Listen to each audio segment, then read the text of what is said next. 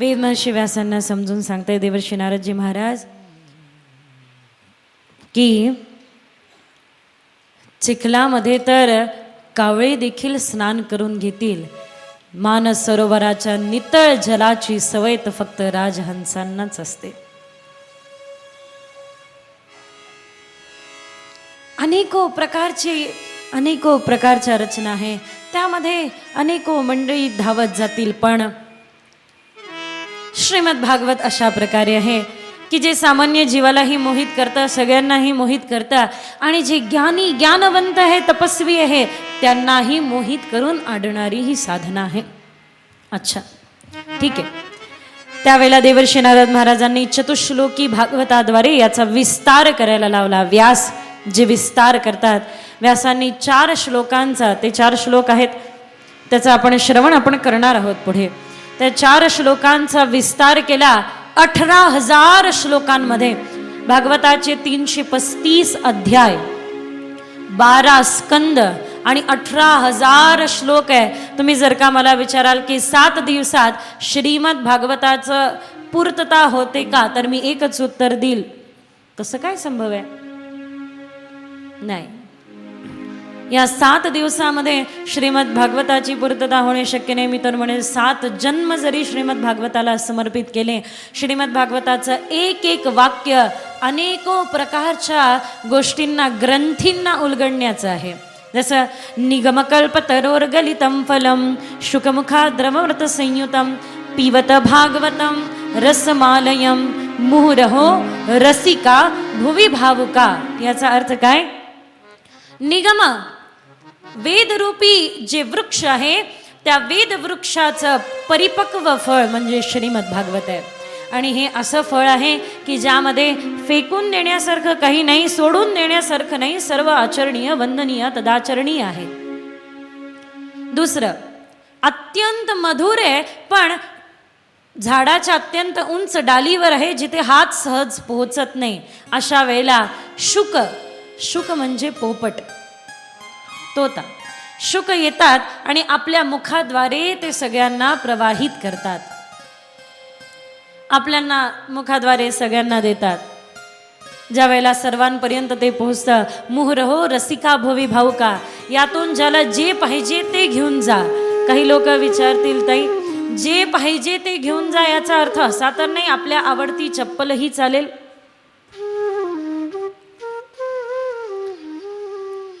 हा प्रत्येकाचा स्वभाव आहे. एक विनोदाचा भाग होता, पण गंमत अशी आहे, मुहुरहो रसिका भुवि भावुका, ज्याला जे पाहिजे ते मिळेल. वर्णानाम वर्ण विच्छन्ति, पंडिता अर्थ विच्छन्ति, गायना स्वर विच्छन्ति, टाळ घोरे इतर जना. ज्याला जे पाहिजे ते घेऊन जा. हा एक गोष्ट आहे बघा, काही लोक भक्ती प्राधान्य असतात, काही लोक ज्ञान प्राधान्य असतात, काही लोक वैराग्य प्राधान्य असतात. काही लोकांचं एकच आहे, आजूबाजूला बसण्यापेक्षा मंडपात जाऊन बसू ना. काही लोक घरातून म्हटलेले आहे, जरा जा, आपल्या गावात सप्ताह चालू आहे, जा जरा जाऊन बसा. इथे नसेल कोणी, मला विश्वास आहे. पण बऱ्याचदा असा भ्रम आपल्यामध्ये पसरतो की भागवत कथा ही फक्त आणि फक्त ज्याचं वय भरपूर झालं त्याला ऐकण्यासाठी आहे, किंवा ज्याला काही काम नाही त्यांनी मंडपात जाऊन बसा, त्याचं तेच काम आहे. नाही नाही नाही, हा आपला भ्रम आहे.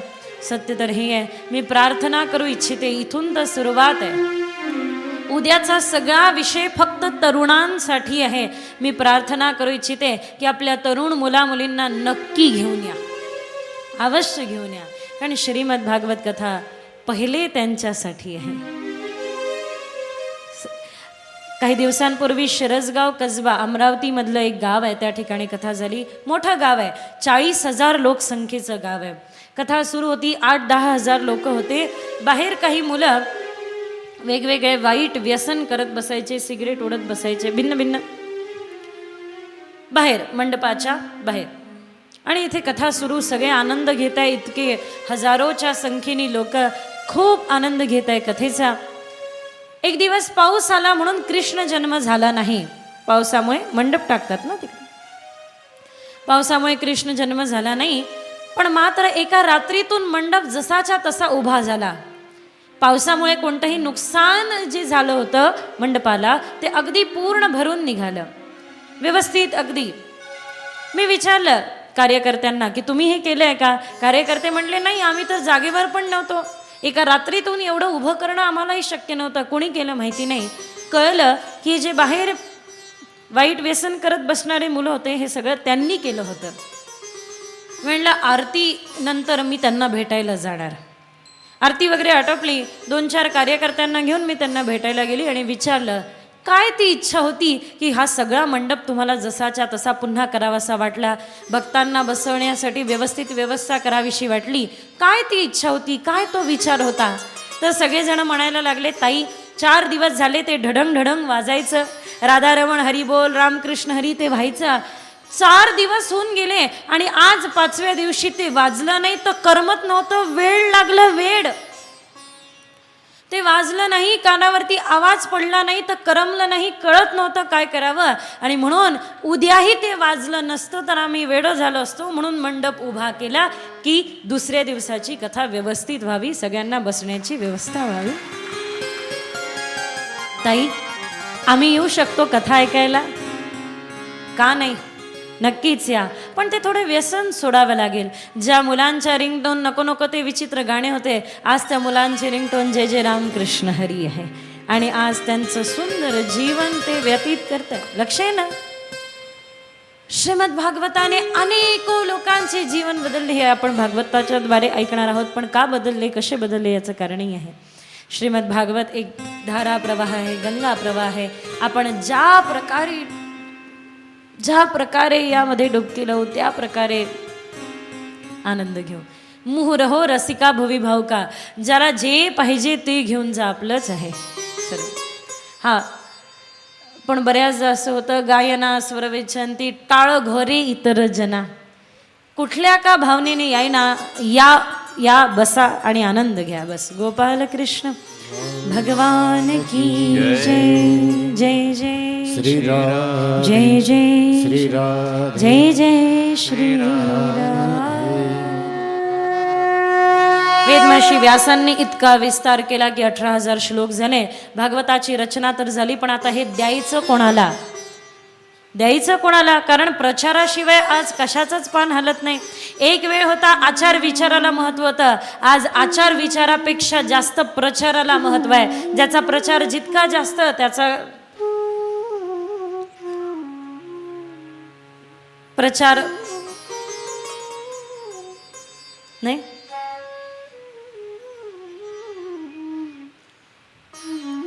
दूधवाल्याला दारोदार घरोघर जाऊन दूध विकावं लागतं, विनंती करू करू दूध विकावं लागतं, घ्या पौष्टिक आहे, चांगलं आहे, घ्या दूध, घ्या घ्या. दारोदार जाऊन एक दूधवाला दूध विकतो, दारूवाल्यापाशी लोक घरदार विकून येतात. प्रचार प्रचार, लक्ष आहे ना. श्रीमद भागवताची रचना तर झाली, पण याचा प्रसार कोण करेल, प्रत्येकापर्यंत हे भागवत कोण पोहोचवेल? आठवलं, हा पुत्र आहे ना, पुत्र आहे म्हणून शुकदेवांना भागवत द्यायचं नाही, पात्र आहे म्हणून द्यायचं आहे. लक्षात आलं की हे भागवत फक्त शुकदेव प्रत्येकापर्यंत पोहोचवण्यासाठी समर्थ आहे. मग शुकदेव आहेत कुठे जागेवर? त्यावेळेसचे शुकदेव गुफांमध्ये ध्यानस्थ होते, यावेळेसचे शुकदेव कुठे फिरताय माहिती नाही. शुकदेव जागेवरती नाहीये. शुकदेवांना पाहण्याचं शोधकाम करायला पाहिजे. शुकदेव सापडतील, पण कसे सापडतील? शुकदेव कोण? वेद महर्षी व्यासांचे पुत्र, पण यांचं काय सामर्थ्य हे ऐकायला पाहिजे. विचारलं शौनकादी मुनींनी, सुजी महाराज गुरुदेव वेद महर्षी व्यासांविषयी ऐकलं, पण शुकदेवांविषयी विस्तार करा. तर सांगताय, एकदाच्या समयाला माता पार्वती भगवान शिवशंकरांना म्हणतात, प्रभो तुमच्या गळ्यामध्ये असलेल्या या मुंडमाला कशाचं प्रतीक आहे? सांगितलं भगवान शिवशंकरांनी, हे तुझ्या जन्माचं प्रतीक आहे. तू जितकेही जन्म घेतले, मी तर अजन्म आहे. अजन्मानो लोका किम वयववन्तोपि जगता, महिम्न स्तोत्र वर्णन करतं. मी तर जन्म आहे, पण तू जन्म घेतेस पार्वती, आणि तू ज्या ज्या वेळेला जन्म घेते त्या तुझ्या प्रत्येक जन्माचं स्मरण म्हणजे या मंडमाला आहे. मग प्रभो तुम्हाला याचं स्मरण कसं काय राहतं? मी अमरकथा श्रवण करतो आणि वर्णनही करतो. मग ती अमरकथा मला सांगा. ती श्रेयस्कर कथेचं वर्णन माझ्या, याचं नाव पूर्वी श्रीमद भागवत नव्हतं, अमरकथा होतं, जी सदैव राहणारी कथा आहे. सुंदर अशा प्रकारे अमरनाथावरती या अमरकथेला प्रारंभ केला. सांगताय पार्वतीला, पार्वती जरा आजूबाजूला बघून या, ही कथा तुमच्या व्यतिरिक्त कोणी ऐकत तर नाहीये ना. तिथे एक विगलित अंड, फुटलेलं अंड पडलं होतं. ती कथा सुरू झाली. भगवान शिवशंकर कथा सांगताय. फुटलेलं अंड होतं म्हणून माता पार्वतीने लक्ष दिलं नाही, पण त्यामध्ये बसलेले हे शुकदेव यांनी समस्त कथा श्रवण केली. एक कथा सांगत असेल तर दुसरा हुंकारी भरत असतो. याला म्हणतात हुंकारी भरणे. शुकदेव महाराज पण हुंकारी भरत होते. माता पार्वतीला दशमस्कंदामध्ये निद्रादेवी प्रसन्न झाल्या. निद्रादेवी माहिती आहे ना, कधी कधी येते. कारण ज्या वेळेला कुंभकर्णाला मारलं त्यावेळेला निद्रादेवीला रोष झाला. कुंभकर्णाला का मारलं? आतापर्यंत तुम्ही त्यांच्यात होती, आता मी जाऊ कुठे? देवा, तुम्ही कुंभकर्णाला मारलं, पण आता मी तुमचा बदला घेऊन ऐकेल. म्हणे वैकुंठामध्ये कुलूप लावल्याशिवाय राहणार नाही. म्हणे कसा घेशील बदला? म्हणे सोपं आहे. कथा कीर्तनामध्ये जे येतात ते वैकुंठात जातात. मग मी त्यांच्या डोक्यावर येऊन बसेन. मी एकदा का त्यांच्या डोक्यावर येऊन बसली की तुमच्या वैकुंठामध्ये कोणी येणार नाही, आणि ज्या दुकानामध्ये गिराहिक येत नाही त्याला कुलूप तर लावावंच लागतं ना. मग तुमच्या वैकुंठामध्ये येणारे श्रद्धावान भक्त बंद होऊन जातील तर तुमच्या वैकुंठाला कुलूप लागेल, म्हणजे तुमचा कारभार बंद. बस हेच करेल. भगवान म्हणताय मी साधा नाही, मीही सांगून ठेवेल वक्ता लोकांना, मध्ये मध्ये विचारत जा. लक्ष आहे ना, ऐकताय ना, जागे आहेत ना. आणि अशाने जागे झाले नाही तर आपला एक रामबाण औषध आहे, या पलीकडे दुसरं काहीच नाही. जय जय श्रीराम, जय जय श्रीराम, जय जय श्रीराम. काही लोक दुसऱ्यांचे हात उधार घेतात. तू माझ्या वाटचं राधे राधे कर. काश असं झालं असतं की कोणी कोणाचं माझ्या वाटचं जेवण कर. गोपाल कृष्ण भगवान मजेदार आहे. कथा सुरू झाली. दशमस्कंदात निद्रादेवी प्रसन्न झाल्या. मात्र कथा सुरू आहे. कोणीतरी ऐकत आहे, हुंकारी भरत आहे.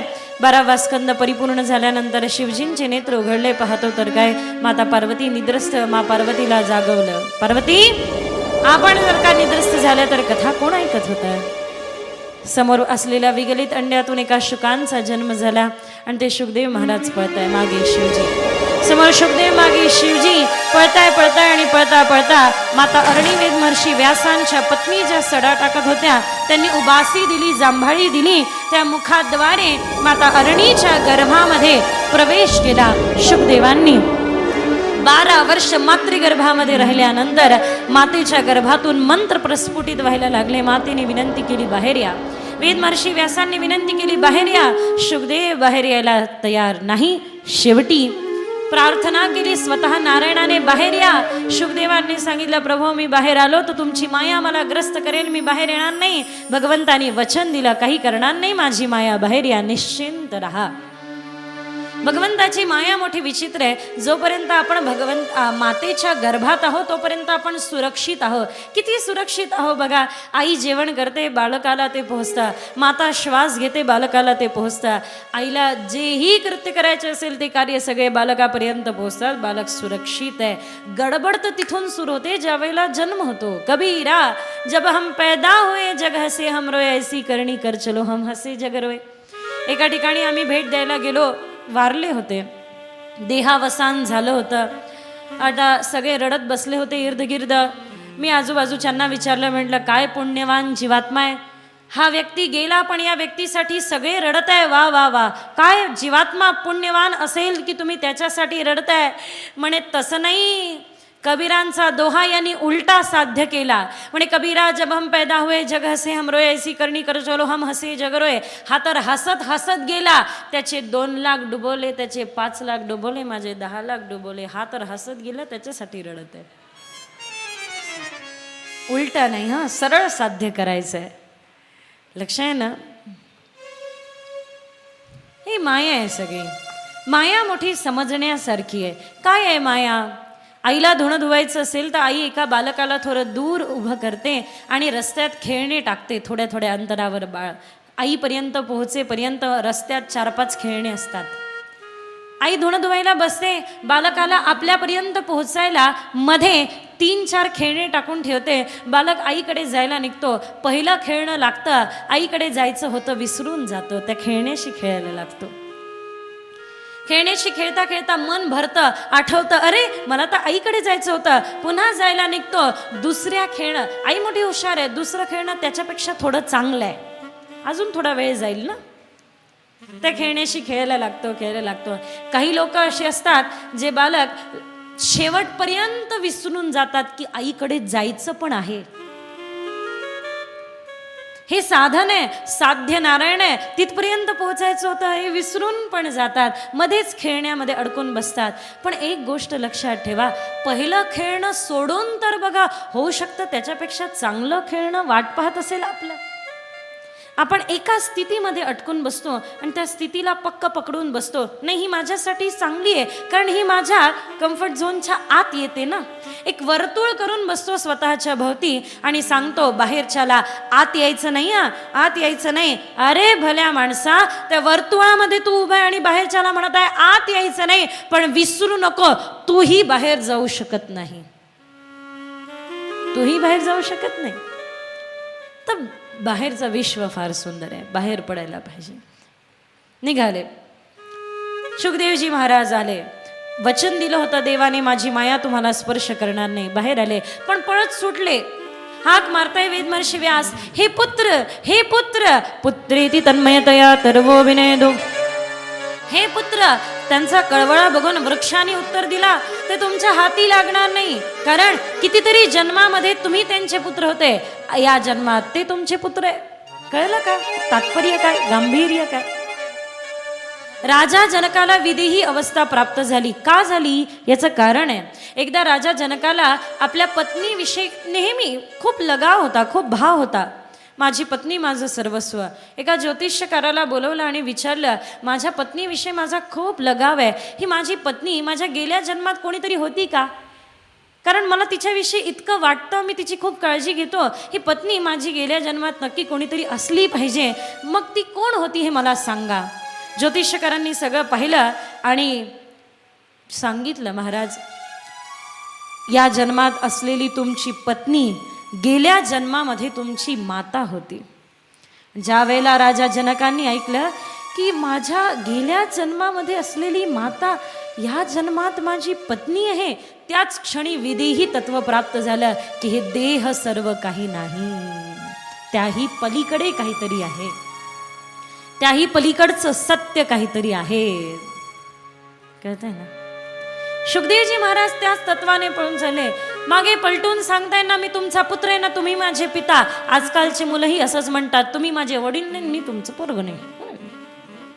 पण तो जो भाव आहे तो भाव थोडासा नकारात्मक आहे. शुकदेवजी ज्या भावनेने म्हणताय तो भाव काय आहे? मनोबुद्धी अहंकार चित्तानि नाहं न चक्षुत्र जीवे न च घ्राणने न च व्योम भूमि न तेजो न वायु चिदानंद रूप शिवोहम शिवोहम. ना मी कोणाचा पुत्र आहे, ना कोणाचा पिता, ना कोणाचा माता, ना बंधू, ना सखा, मी तर चिदानंद रूप शिवोहम शिवोहम.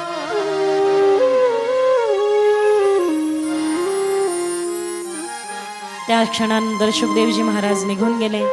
आता मात्र वेदमहर्षी व्यास म्हणताय की हे भागवत त्यांना प्रदान करायचं असेल तर त्यांना शोधायला पाहिजे. आपल्या शिष्यांना भागवतातले काही श्लोक शिकवून दिले आणि सांगितलं, मुलांनो ज्या वेळेला तुम्ही गोचरण कराल या श्लोकांचा उच्चार करा. आणि हे बघा, ज्यांनी म्हटलं तुम्हाला श्लोक पूर्ण करा त्यांच्या समोर पूर्ण करायचा, कोणाही समोर पूर्ण नाही करायचा. अर्धा अर्धा श्लोक गायचा, पूर्ण नाही गायचा. पण ज्यांनी म्हटलं पूर्ण करा त्यांनाच पूर्ण करून तो ऐकावायचा.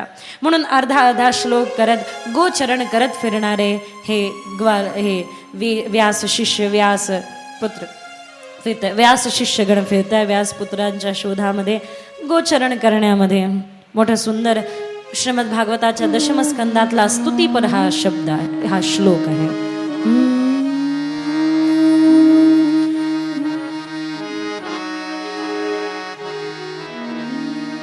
बरहा पीडं नटवर वपो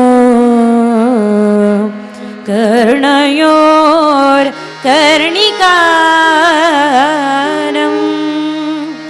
बिभ्रद्वास कनककपीशं वैजयन्तीं च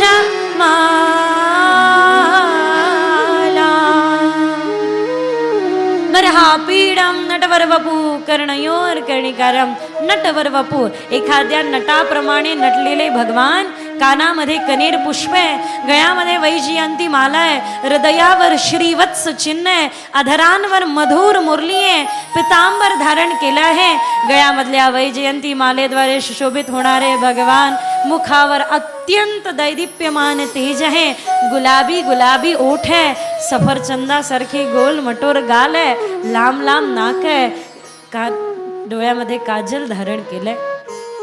असं मधुर भगवंताचं स्वरूप आहे, वर्णन केलं. शुकदेव एका गुफेमध्ये हे ऐकताय. धावत धावत बाहेर आले. मुलांनो, जे तुम्ही गाताय ते अर्ध आहे, पूर्ण करा. कारण कृष्ण म्हटल्यानंतर 4 गोष्टी समोर येतात. जसं कारलं म्हटल्यावर कारलं कडू असतं, हे लगेच पुढे येतं.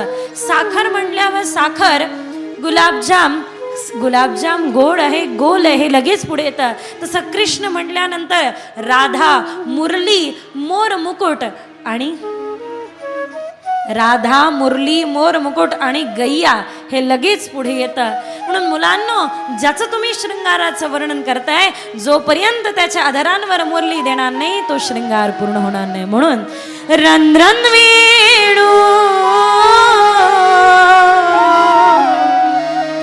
रंधन वेणू रधाळ सुधया पुरयन् गोपवृन्दे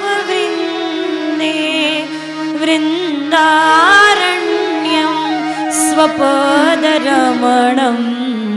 प्राविशत् गीतकीर्ती.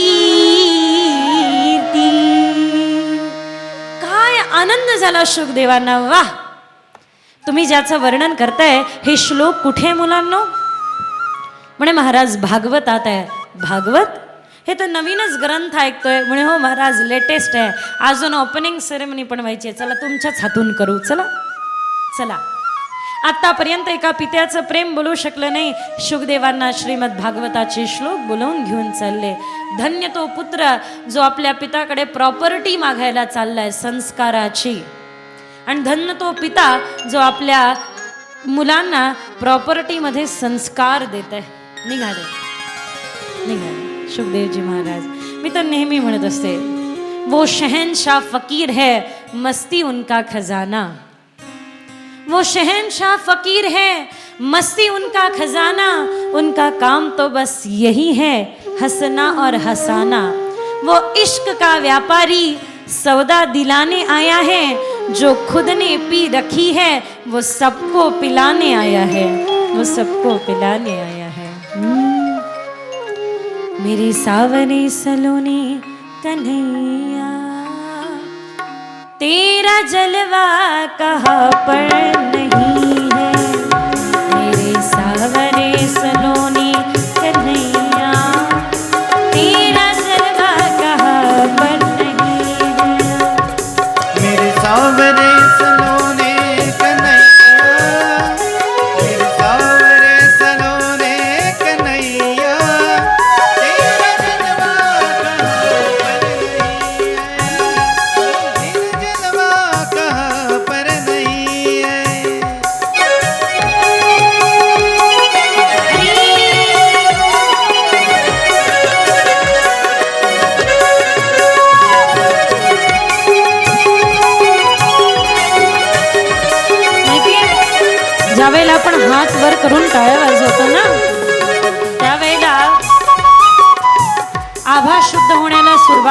आभा मंडळ ज्यावेळेला हात वरती करून टाळ्या वाजवतो ना, हातावरच्या धनरेषा आणि आयुष्य रेषा वाढतात म्हणे बा.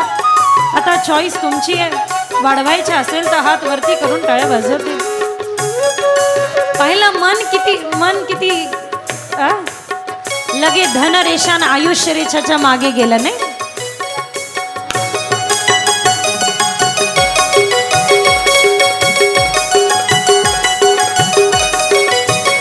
लोग पीते हैं पी पी के गिरते, हम तो पीते हैं गिरते नहीं है.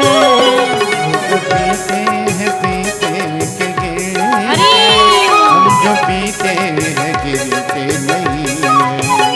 हम तो पीते हैं सत्संग के प्याले, हम तो पीते हैं सत्संग के प्याले.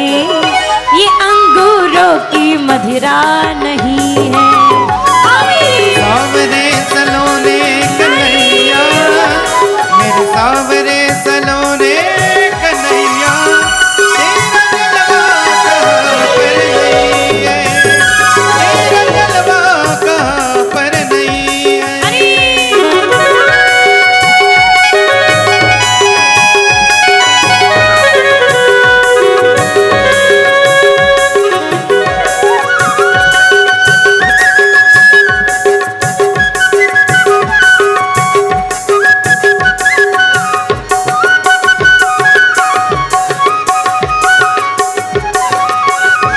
आँख वालों ने तुमको है देखा, कान वालों ने तुमको सुना है.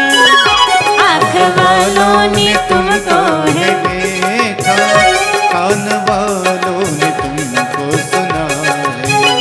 जिसने देखा न तुमको कन्हैया, जिसने देखा न तुमको कन्हैया, उसकी आंखों पे पर्दा पड़ा है. आमीन. सावरे सलोने कन्हैया, मेरे सावरे सलोने कन्हैया, तेरा जलवा कहाँ पर नहीं है, तेरा जलवा कहाँ पर नहीं है.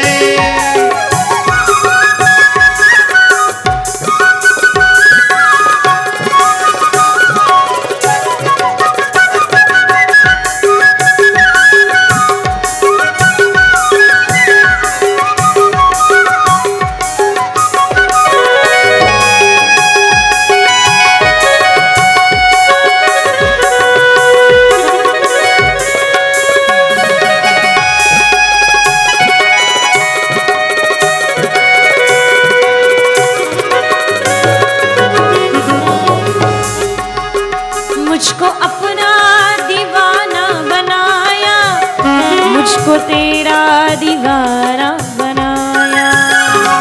तो अपना दीवाना बनाया, मुझको तेरा दीवाना बनाया. मुझको अपना दीवाना बनाया, मुझको अपना दीवाना बनाया. कोई आंखों को जचता नहीं है. मेरे सावरे सलोने कन्हैया, मेरे सावरे सलोने कन्हैया, तेरा जलवा कहाँ पर नहीं है, तेरा जलवा कहाँ पर नहीं है, तेरा जलवा कहाँ पर नहीं है. तेरा जलवा कहाँ पर नहीं है. छोड़ दी मैंने कश्ती तेरे नाम की, अब किनारे लगाना तेरा काम है. तू है शाहों का शाह, मैं हूँ दर पे खड़ा. तू है शाहों का शाह, मैं हूँ दर पे खड़ा. अब किनारे लगाना तेरा काम है. मेरे सावरे सलोने कन्हैया, मेरे सावरे सलोने कन्हैया.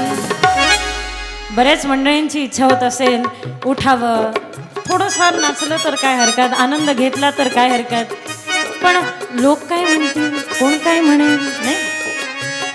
मी कालच सांगितलं ना, भक्ती मार्गावर जर का तुम्ही तुम्हाला कोणी पागल म्हटलं तर असं समजा भक्ती मार्गातली पहिली डिग्री आपल्याला मिळाली.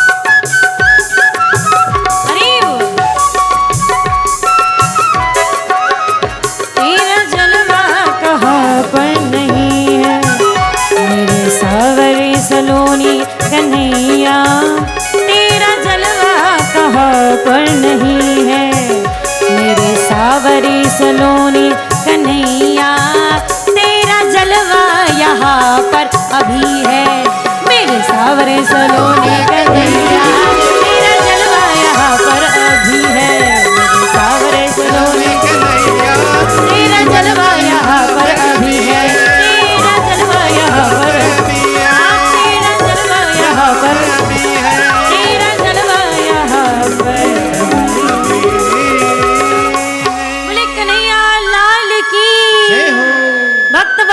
भगवान की. हा हीच मस्ती, हाच आनंद, हाच परमानंद जो घेऊन शुकदेवजी महाराज वेदमहर्षी व्यासांपर्यंत येऊन पोहोचले. याच आनंदाने, याच तीव्रत भक्तीने शुकदेवजी महाराजांना ओढत घेऊन गेले. मी तर सांगत असते, धन्य तो पिता ज्यांनी प्रॉपर्टीमध्ये शुकदेवांना श्रीमद भागवत दिलं. याविषयी आपण विस्तारपूर्वक उद्या बघू. मी सांगितलं ना की उद्याचा पूर्ण दिवस तरुणांसाठी संस्काराचा दिवस आहे. कारण तिसऱ्या दिवसाच्या सगळ्या कथा, ध्रुव चरित्र, प्रल्हाद चरित्र, ह्या सगळ्या संस्काराच्या आहेत.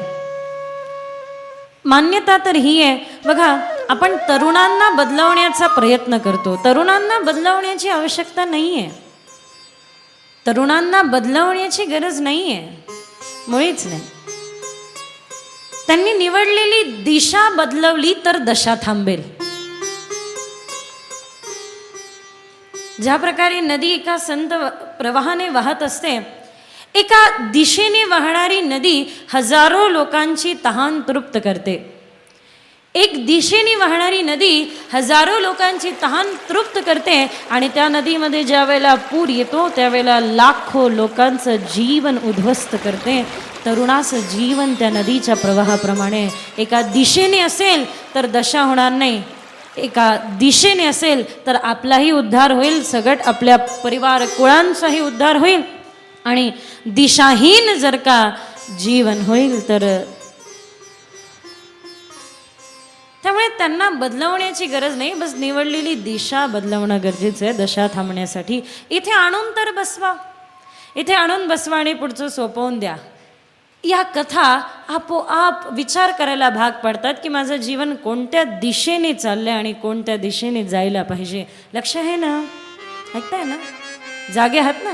किती लोक जागे हात वर करा, किती लोक जागे हात वर करा, जे झोपले ते हात खाली करून घ्या. हा,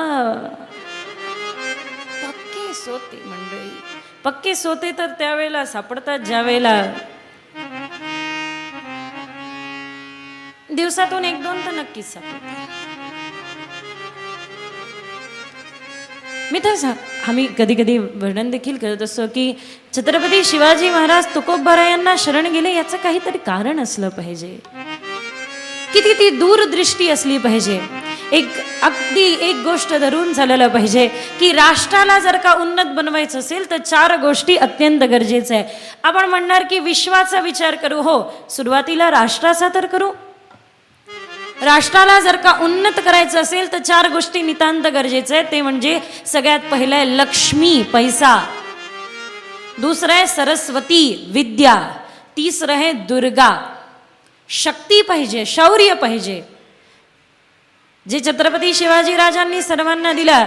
आणि चौथं, हे जे चौथं आहे ना, ते महाराष्ट्राला मिळालेलं परम वरदान आहे आणि ते म्हणजे आहे संत परंपरा. संत परंपरा ही प्रॉपर्टी आहे तुमची, आमची, समस्त राष्ट्राची, सर्वांची. किती लोक मान्य करतात? बरोबर आहे. वेदांमध्ये संत नावाचा शब्दच नाही. वेदामध्ये संत नावाचा शब्द नाही, पण सत आहे. सत. कधी कधी असं वाटतं हे जे सत आहे हे सत ज्या वेळेला ऊर्जाशील होतं, या सतामध्ये ज्या वेळेला ऊर्जा होते, या सतामध्ये ज्या वेळेला अधिकतम प्रवाहाने ते सत वाहत जातं त्यावेळेला संत समजतात. लक्ष आहे ना? त्यावेळेला ते संत समजतात.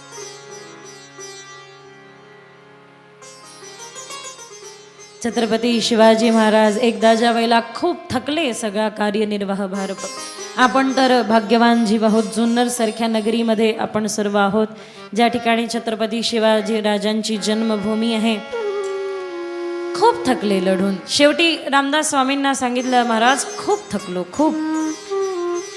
स्वामींनी सांगितलं की एक काम कर, थकला आहात ना, आता इच्छा करायची नाही युद्ध वगैरे, आता युद्ध करण्याची इच्छा नाही, इकडे तिकडे फिरण्याची इच्छा नाही, काही करण्याची इच्छा नाही. महाराज तुम्हीच पर्याय द्या, तुम्हीच उत्तर द्या. रामदास स्वामींनी हात पुढे केला आणि चावी मागितली, किल्ली. तुझ्या सगळ्या राज्याची चावी मला दे, तुझं सगळं राज्य मला प्रदान कर. समस्त राज्य शिवाजी महाराजांनी घेतलं आणि प्रदान केलं. म्हटले ठीक आहे, आता हे तू मला दिलं ना, हे आता माझं आहे ना? हो महाराज, आपलं आहे, हे सगळं आपलं आहे, हे आता माझं आहे, हे मी तुला सांभाळायला देतो, जा सांभाळ. करता भाव येतो ना, म्हणून थकतो. हे माझं आहे, आता हे तू सांभाळ. कधी तुकोबारायांच्या कीर्तनाला देखील जायचे शिवाजी महाराज. जय जय विठ्ठले हरी नारायण. आपण ऐकतोय हे सगळं का? शुकदेवजी महाराज एक परमहंस आहे. परमहंसाचा धर्म कर्म आहे शांत बसणे, निवांत एकांतात बसणे. पण का? शुकदेवजी महाराजांनी सर्वांपर्यंत श्रीमद भागवताचा प्रसार होणे हेतूने कार्य केलं अथवा पराक्रम केले. याचं कारण आहे की ज्या वेळेला आपल्याला जो कार्य दिला जातो, जे आपलं कर्म आहे तेच आपलं धर्म आहे, आणि आपला जो धर्म आहे तीच आपली भक्ती आहे. जय जय विठ्ठले हरी नारायण. जय विठ्ठले हरी नारायण. पांडुरंग विठ्ठले हरी नारायण. पांडुरंग विठ्ठले हरी नारायण. पुरंदर विठ्ठले हरी नारायण. पुरंदर विठ्ठले हरी नारायण. हरी नारायण भजमन नारायण. हरी नारायण भजमन नारायण. भजमन नारायण श्रीमन नारायण. भजमन नारायण श्रीमन्नारायण. जय जय विठ्ठले हरी नारायण. जय विठ्ठले हरी नारायण. पांडुरंग विठ्ठले हरी नारायण. पांडुरंग विठ्ठले हरी नारायण. हरी नारायण भजमन नारायण. हरी नारायण भजमन नारायण. श्रीमन नारायण श्री श्री नारायण. श्रीनारायण. जय जय विठ्ठले हरी नारायण.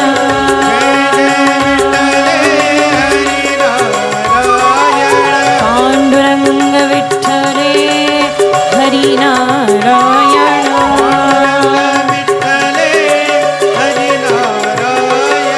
पुरंदर विठ्ठले हरी नारायण. विठ्ठल विठ्ठल विठ्ठले हरी नारायण. विठ्ठल विठ्ठल विठ्ठले हरी नारायण.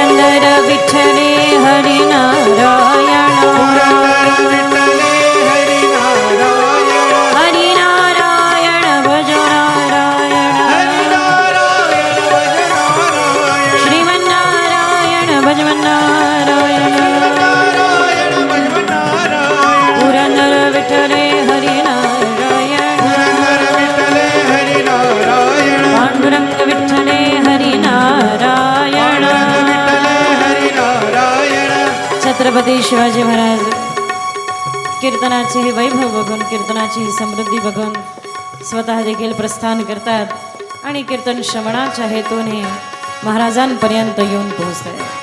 जय जय विठ्ठले हरी नारायण.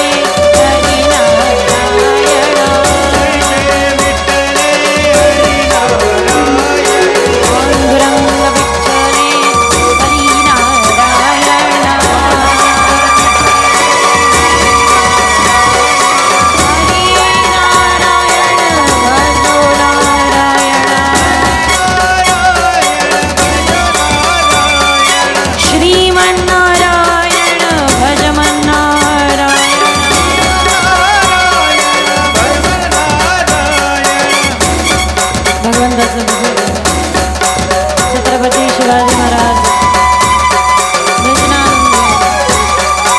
महाराजांनी एक पत्र पाठवलं होतं.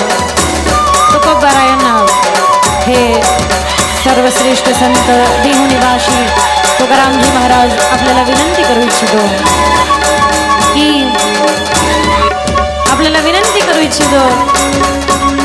होणारा हा आपल्या धर्म संस्कृतीवरचा आघात सहन नाही. म्हणून महाराज कृपया करून आपण आपल्या राज्यामध्ये येऊन आमच्या सेवेचा आनंद घ्यावा. आम्ही आपली सेवा करावी अशी आमची तीव्र इच्छा आहे. तुकोबारायांनी प्रत्युत्तर पाठवलं, महाराज आमचं रक्षण करणारा स्वतः विठ्ठल परमात्मा आहे. त्यामुळे आम्हाला राज आश्रयाची आवश्यकता नाही. आपला आश्रय समस्त प्रजाजनांना आनंद देतोय आणि त्या राज आश्रयाने प्रजाजनांना आनंदित करा. आमचा सर्वस्व तर विठ्ठल परमात्मा आहे, आमचा आश्रय तर परमात्मा आहे, परब्रह्म आहे आणि आम्हाला त्याच्यावर दृढ विश्वास आहे की आमच्या धर्म संस्कृतीवर रक्षण करण्यासाठी तो समर्थ. जय जय विठ्ठले हरी नारायण.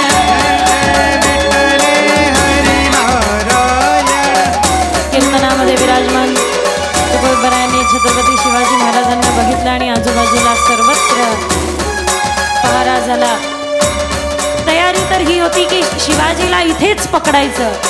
शिवाजी महाराज येथे ज्यांचा जन्मच मातृभूमीच्या सेवेसाठी आहे.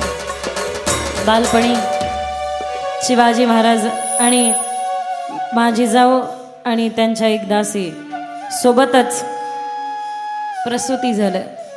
दोघांनीही बालकांना जन्म दिला. पहिलेपासून माझी जाऊ राजांना राजेच म्हणायच्या. दासींना सांगून गेल्या, राजे सध्या झोपले, उठले की मला सांगा. निघून गेल्या. उठले महाराज. दासीने बघितलं महाराज उठले. छत्रपती शिवाजी राजांना जवळ घेतला. राजांना बघितलं उठले, रडतंय. काय कराल? माता जिजाऊ जागेवरने दुग्धपान करवलं स्वतःचं दासींनी. जिजाऊ आल्या. थोड्या वेळानंतर विचारल्या, राजे उठले होते? हो उठले होते, पण पुन्हा निद्रस्त कसे काय झाले? मी वक्षपान केलं, मी स्तनपान करून दिलं.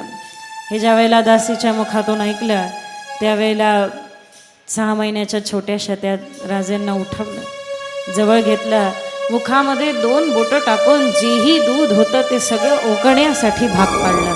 छोटंसं लहानसं 6 महिन्याचं आतलं लेकरू दोनही बोटं टाकून सगळं दूध ते जे होतं बाहेर काढलं आणि सांगितलं, फक्त माझी जाऊचं दूध पिण्यासाठी आणि या मातृभूमीच्या सेवेसाठी, या मातृभूमीच्या रक्षणासाठी, या मातृभूमीमध्ये स्वराज्य स्थापन करण्यासाठी राजांचा जन्म आहे.